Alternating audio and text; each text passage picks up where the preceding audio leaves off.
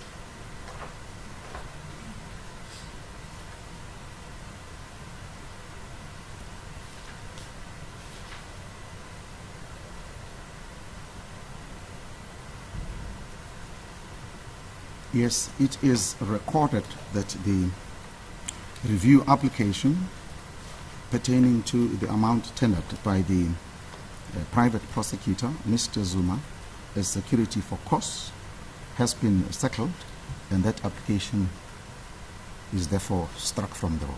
Yes, God. That's the full thing. Thank you, my lord. Then, my lord, that then leaves the two other applications which are not before your lordship. But for the sake of context, let me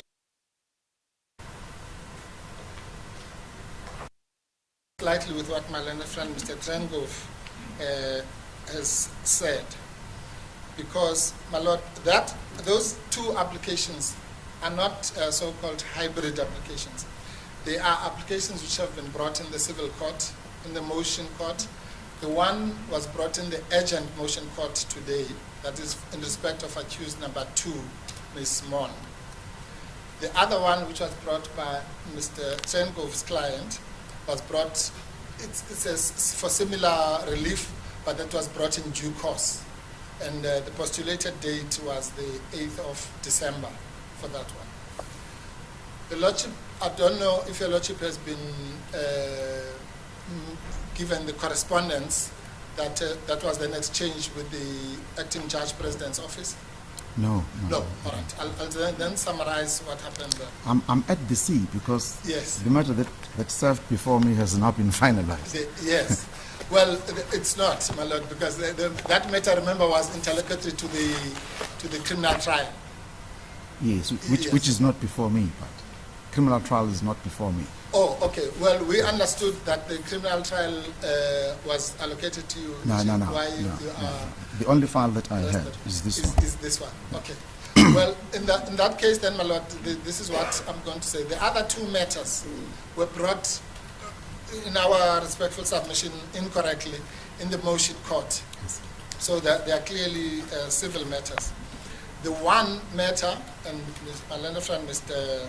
Badlander will confirm, which was the urgent application of Ms. Maughan, has now been removed from that role on the basis that it will go into the ordinary role, and we will seek the directions of the Acting Judge President for an allocation, my lord. Now, so that was the so-called urgent matter. So that urgency is no longer being asserted. The second matter, my lord, which was brought by accused number 2, also in the civil courts, contrary to what my learned friend has said, under a different case number altogether, 1277022P. Let me just give you a lordship, just for your record.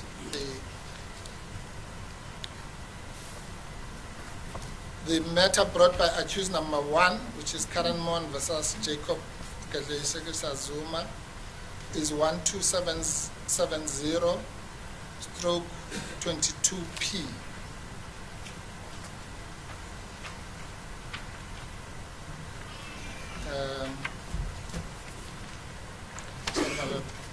Get the other one.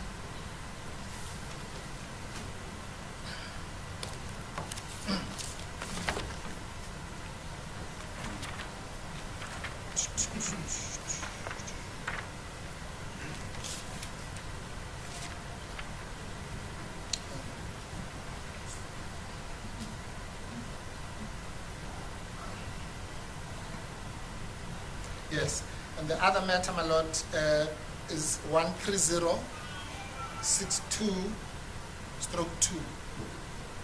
And that's the matter for accused number 1. It's stroke 2 or stroke 22? Stroke 22, P. 22. Sorry, my lord. Now, in the correspondence that, I won't bore your lordship with that correspondence, but what we had proposed in that correspondence was that the matters be consolidated at the instance of the accused, which at some stage was rejected, but it has now been agreed that those matters will be heard together at least. And we also had proposed that those matters should follow the timetable set in due course by accused number 1. And therefore, we will be requesting the acting judge president to set those matters down by agreement between the parties in terms of availability on the 8th and 9th of December for hearing. And the reason that we will be making that request, my lord, is twofold. One, it will be, obviously, the parties would then agree, working backwards, the times for exchange of papers and heads of argument and so on. But the reason why we have jointly proposed for the matters to be set for 2 days is because there are also applications by 3 amici curiae, and therefore it might lengthen the hearing. So we just don't want to be caught without sufficient time. Now, what then happens, my lord, is that then the criminal matter, which was set down for today, because that's the matter that was that's set, the criminal prosecution. the criminal prosecution itself. Private prosecution. The sorry. private prosecution. Well, it's a private criminal prosecution. Is by agreement with the parties would then be postponed to the 2nd of February. And that's 2023, my lord. Yes. And that obviously we can't dictate to the court, but that is, at least from our point of view, intended to create sufficient time so that there will then hopefully be a judgment in the civil matters. Yes. Yes. And again, contrary to what my learned friend, Mr. Trendhover, said, one of the points that we take sharply in those matters, because we've already obviously filed an answering affidavit in the urgent application, is exactly the fact that those matters are being brought in the wrong court, in the civil courts, when they should have been brought here. So that is an issue that will be debated in the motion court, the opposed motion court matters, as to whether that court has jurisdiction to hear interlocutory applications which should be playing themselves here. But I don't want to I can just say in passing, my lord, that when we were when we were on the other side and we had a similar application, we obviously brought it in the criminal before Justice Kuhn in the criminal prosecution, and that's how it's done. But for some reason, this was brought in another court, but that will be debated there, including the so-called urgent application. But, my lord, in short, then that would be the arrangement. Hopefully, then on the 2nd of February, depending on the outcome in the civil matters, if any, it might be that by then the matter is still in the pipeline. Then we will start with the issues to do with the criminal prosecution. I must just say, my lord, finally, that that timeline will, from our point of view as the private prosecution, will also allow us to deal with all the other formalities, the giving of the docket and so on, and the warning statements for witnesses and that kind of thing. So on the 2nd of February, we will then obviously report back to this court, whether it will be your lordship or somebody else. It will be clear at that time, and then the criminal prosecution will be taken forward from that point on. Yes, thank you, Mr. That is therefore the arrangement, my lord. Our understanding is that your lordship, subject to your lordship's direction, of course, is that your lordship should be in a position to confirm those arrangements. Because in any event, and I don't know what my learned friends will say, in any event, our understanding is that the application for the increment was interlocutory to the main application, which was the criminal trial. So at least for the purposes of today, your lordship is seized with both of those matters. As court business. Yes, Mr. Van Gogh. Thank you, Lord. Ruth, I'm not clear whether your lordship is seized of the criminal prosecution. No. Because if you're not, I'm not sure that we shouldn't be addressing the judge who is seized with that prosecution. Of course, yes. Otherwise than that, you're putting the cart before the horse. My Lord, yes. Well, that's why I started by saying this is, for all of us, even including your Lordship, it's not familiar territory. It's not every day that you have these private prosecutions. Let me explain the position, my Lord. I don't think there's any complication at all. The position is very clear. We have issued a summons against accused number 1 and accused number 2. On the face of that summons, your Lordship will have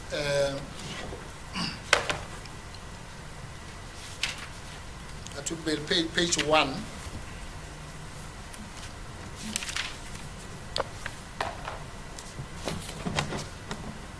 Actually, page 2, my Lord. Page 2 of the summons itself. It's very clear. It says it's addressed to accused number 1, Mr. Downer, accused number 2, Ms. Maughan. To the accused, you are hereby summoned to appear in person before the Pietermaritzburg High Court at 9:30 on the 10th of October 2022 at Court A, which is where we are now, in connection with the charges of which the particulars are mentioned in the indictment attached here to and remain in attendance. So there's no ambiguity, my Lord, that the matter set down for today is the matter in respect of which the accused were summoned to appear here this morning, and that's why we're all here. It so happened that in the process, my Lord, accused number 1 decided to bring the application. Yes, brought an interlocutory application, as he's entitled to do. And that application has fallen away. But that was not our business for being here. Our business for being here was the criminal prosecution and the honoring by the accused of the summons, which is why they are in the dock now. So, in my respectful submission, my Lord, any confusion is just superficial. That is the matter, and the interlocutory application has now fallen away. So your Lordship is clearly seized with the criminal matter, and I would think particularly because this is all by agreement. Since the arrangement that we seek is by agreement, I cannot see any logical reason why your Lordship cannot simply confirm the agreement. If it so happens that the matter, the Judge President allocates it to somebody else, well, that's not for us this side of the bridge. Yes. That will be something that will happen on your Lordship's side. So I don't think there's any confusion. Yes, Mr. Van I'm not suggesting any confusion at all. All I'm saying is that I want to be sure that I'm addressing the judge designated by the Judge President. to deal with the criminal prosecution. Yes. And I'm happy if it is your Lordship. Well, I'm not aware of that, because it hasn't been allocated to me. Because if there's uncertainty about your role in the matter, may I suggest that we get clarity about it? First, before we proceed. We get clarity about that first before we proceed. Yes, it seems to me that it would be foolish for us to forge ahead. So you suggest that we stand this matter down, approach the acting JP and find out what's happening to this matter. Right. I think it's best we do it that way. Deal with it that way. My Lord, we would endorse that, but with great respect, these things come back to bite one. Could I just correct something that my learned friend has said, because otherwise it's not. My learned friend is correct about the end point. There is agreement between the parties that the two applications, that's Mr. Downer's application to set aside the summons as an abusive process, and Ms. Maughan's application to set consolidated. aside. They're not consolidated, they're going to be heard together with They are going to be heard together. And there's agreement that should take place. Sorry, just a moment. Yes, of course. Thank you, my Lord.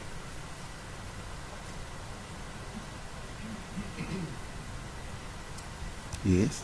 And there is agreement that we will ask the JP to allocate a judge to hear them on the 8th and 9th of December at the same time. Yes. And there is agreement that the criminal matter can then stand until the 2nd of February 2023. That much there is agreement on. There is not agreement that the matter should be heard on the ordinary roll, as my learned friend says. Quite the contrary. It can't be, the ordinary roll hears short matters, the ordinary opposed roll hears short matters, not 2-day special allocations. The agreement is that the matter should be heard by way of an appropriate special allocation to be heard for 2 days on the 8th and 9th of December. And the notion that Ms. Maughan no longer asserts urgency is equally incorrect. Ms. Maughan's position is that the matter is extremely urgent, and she wishes to have it heard as soon as possible, because her case, as appears from the papers, is that the application has been brought for the sole purpose of harassing her, intimidating her, and preventing her from doing her job. Now, of course, Mr. Zuma disputes that, and he's entitled to dispute that, but that is Ms. Maughan's case. But as a practical matter, because the urgent judge couldn't hear the matter this morning because he had a conflict of interest, that is the reason that the matter has not been removed from the roll but stood down.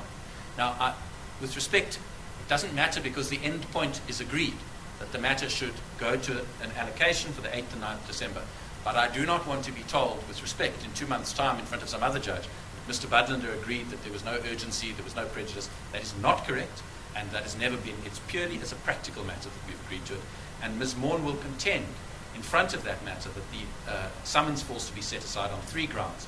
That the matter is an abusive process, a violation of the right to the free media and the right to freedom of expression, that the matter is patently bad because there is no certificate of noli prosequi issued in respect of Ms. Maughan. The only certificate is issued in respect of Mr. Downer, and that Mr. Zuma lacks standing to bring it.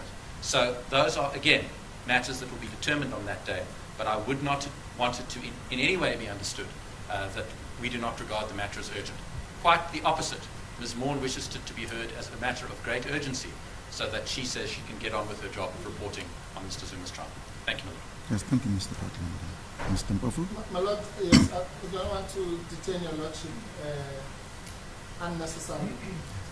But yes, let me just put this matter in perspective. If Mr. Budlander is insisting that the matter that will be heard on the 8th and 9th of December will still be an urgent application, well, that's his prerogative.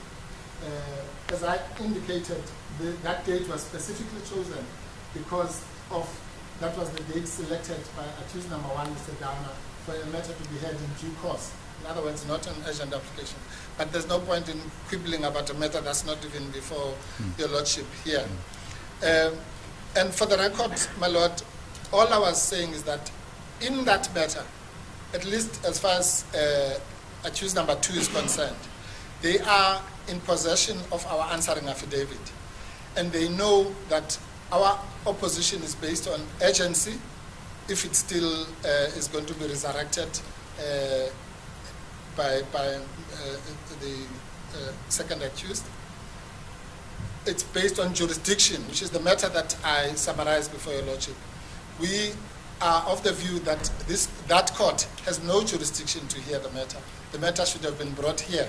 It's been wrongly brought in that court. And thirdly, we do not agree that the matter has been brought for the purposes of harassing Ms. Maughan. The matter has been brought for the purposes of enforcing the criminal law because she broke the criminal law by being a participant in the exchange of documents without the permission of the Director of Public Prosecution or the private prosecutor, insofar as those documents concern her. And there are no special rules for special accused. All accused persons in South Africa will be treated in the same way. So they must come and face the music in this court about all those issues, and they are entitled to raise any interlocutory points for delaying purposes or for whatever purposes. But those are matters that will be debated in the civil court. So I apologize for saying that the urgency had gone away. Apparently it's still going to be asserted 3 months later. Now, so that's our position. As far as the proposal of standing the matter down, just to clarify, if your Lordship is seized with the criminal matter, and yes, in respect of which our position has been made clear, we support the proposal to stand down for a few minutes, and maybe we could come to your Lordship in chambers or go to the HAP or in whatever way, but we will find a practical way of resolving that issue. And in my estimation, once that issue is resolved, then we'll just come back for the purposes of confirming the arrangement. As the court pleases, my Lord. Yes, thank you. This matter will stand down, so I approach the acting judge president in order for him to clarify the issue pertaining to the charge that will be seized to this matter. As court pleases. Court adjourns.